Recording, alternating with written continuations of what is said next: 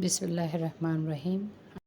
সরাসরি দেশীয় পুষ্টিকর ফলগুলো যখন পরিবারের ছোটরা খেতে না চায়, তখন একটু ঘুরিয়ে তাদের আধুনিক স্বাদের সঙ্গে মিলিয়ে নতুনভাবে একটু তৈরি করে দিলে তারা কিন্তু সেই পুষ্টিগুণ সহ আরও কিছুটা বাড়তি পুষ্টি পেয়ে যেতে পারে। আর সেজন্য নিজেকে একটু কৌশলী হতে হয়। হ্যালো এভরিওয়ান, আসসালামু আলাইকুম। আজকে তৈরি করে নেব মজাদার দেশীয় কাঁঠালের সুস্বাদু নরম তুলতুলে ভিন্ন রকমের একটি পিঠা। প্রিয় বন্ধুরা, একটি লাইক দিয়ে শেষ পর্যন্ত কন্টিনিউ করুন, আশা করছি খুব ভালো লাগবে। এখানে আমি কিছু কাঁঠাল নিয়ে নিয়েছি।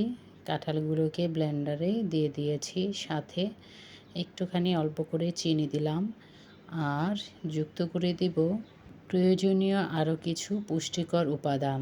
সেখানে রয়েছে রাতে লেফটওভার কিছু দুধ ছিল, সেই দুধটুকু দিয়ে দিলাম।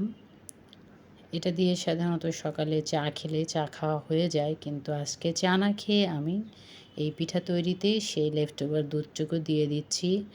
আর একটা ডিম ভেঙে নিয়েছি, সে একটা ডিম এখানে দিয়ে দিব। এখানে শুধু কাঁঠাল নয়, কাঁঠালের পুষ্টির সঙ্গে দুধ, ডিম সবগুলো পুষ্টি যুক্ত হয়েছে। তো সবগুলোকে চিনি সহ ব্লেন্ড করে নিয়েছি। আমি অফ ক্যামেরায় 1 চিমটি লবণ দিয়ে দিয়েছি। এই তো পেস্ট করে নিয়ে চলে এলাম। কি সুন্দর দেখতে হয়েছে পেস্টটা। এটাকে আসলে চালার প্রয়োজন নেই, যেহেতু এটা পিঠা। তো আর খুব মিহি করে এমনিতে এটা ব্লেন্ড হয়ে গেছে। এটাতে আমি এখন আরও কিছু উপাদান যুক্ত করে দেব। তো যুক্ত করার আগে যেখানে পিঠাটা তৈরি করব সেই জায়গাটা চলুন তৈরি করে নেই। এই তো একটা পাত্র নিয়ে নিয়েছি। তো সেখানে অয়েল ব্রাশ করে তার মাঝে একটু রেগুলার যে পেপার থাকে সেটাই দিয়েছি। রেগুলার মানে খাতার যে কাগজ সেটাই, কারণ বাটার পেপার আমার এখন শেষ হয়ে গিয়েছে। তো নর্মাল পেপারও দেয়া যায়। তো নর্মাল পেপার দিয়ে তার উপরে অয়েল ব্রাশ করে এখানে কিছু বাদাম দিয়ে দিয়েছি, পেস্তা বাদাম দিয়েছি, কাজু বাদাম দিয়েছি আর কিছু আখরোট বিছিয়ে দিয়েছি। এটা আসলে যখন পিঠাটা তুলব তখন তার উপরে থাকবে, আর এই বাদামের পুষ্টিগুলোও পিঠার মধ্যে সবাই বাইটে বাইটে পেয়ে যাবে। বাদামটা আমি এভাবেই দিয়ে থাকি এই পিঠাটা তৈরি করলে। তো ওটাকে রেডি করে রেখে এখানে চলে এসেছি। তো সেই কাঁঠালের মিশ্রণের সাথে তো দিয়ে দিচ্ছি 1.5 কাপের চেয়ে কম, আর কাপটা যে আমি দিয়েছি সেটা তো দেখলেনই। তো 1.5 কাপের চেয়েও কম আটা। আর এই আটার সঙ্গে এখন পুরো কাঁঠাল, ডিম, দুধ, চিনির যে মিশ্রণ ছিল সেটাকে ভালো করে মিশিয়ে নেব। এই মিশ্রণে 1 চামচ বেকিং পাউডার যুক্ত করে দিয়েছি।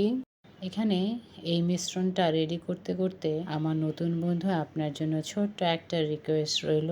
আপনি আমার চ্যানেল পেজে প্রথম হলে আশা করব একটি লাইক দিয়ে সাবস্ক্রাইব করে বেল বাটনটি অন করে নেবেন, আর বেল বাটনটি অন করে অল অপশনটিও সিলেক্ট করে নেবেন। এতে করে আমি যখনই এই রকম ভিডিও আপলোড করব তখনই আপনার কাছে নোটিফিকেশন পৌঁছে যাবে। আর ভালো লাগলে আপনি সেই ভিডিওগুলো দেখে লাইক এবং ছোট্ট একটা মতামত জানিয়ে বন্ধুদের সঙ্গে শেয়ার করে দিতে পারেন।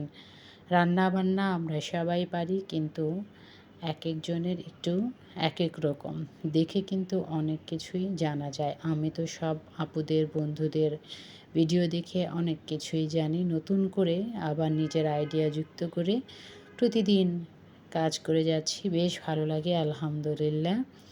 এই তো এখানে আমি সব পেস্ট করে নিয়েছি, নিয়ে যে মোল্ডটা তৈরি করেছিলাম সেই পিঠার মোল্ডের মধ্যে মিশ্রণগুলো দিয়ে দিলাম। মাঝখানে একটা স্টিলের ছোট্ট টিফিন বক্স ছিল, উল্টো করে দিয়েছি, কারণ এতে করে মাঝখানের অংশে পিঠার ডোগুলো যাবে না, কিন্তু পিঠাটা দেখতে অনেক সুন্দর লোভনীয় হবে।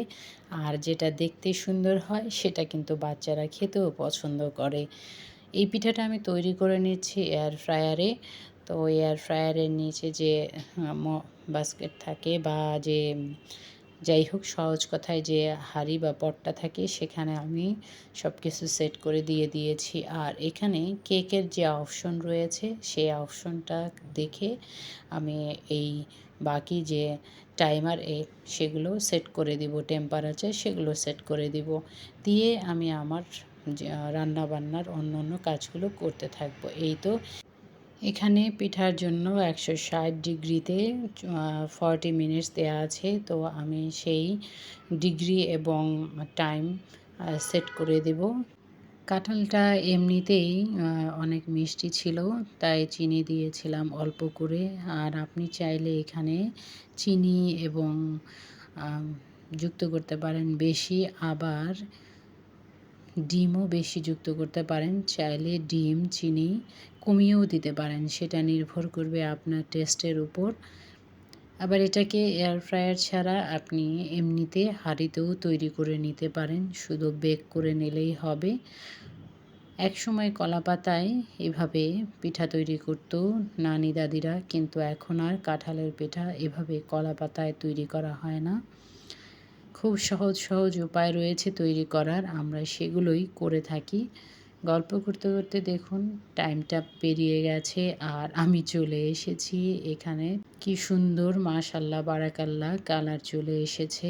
তো ঠান্ডা হওয়ার পর সেটাকে আমি বের করে যে কাগজ ছিল সেই পেপারগুলোকে সরিয়ে নিয়েছি। দেখুন কি সুন্দর লোভনীয় একটা কালার চলে এসেছে। মাঝখানের যে স্টিলের টিফিন বক্স দিয়েছিলাম সেই জায়গাটা একটু গোল মতন খালি আছে, দেখতে কিন্তু ভীষণ ভালো লাগছে। আমি এইরকমই শেপ চাচ্ছিলাম।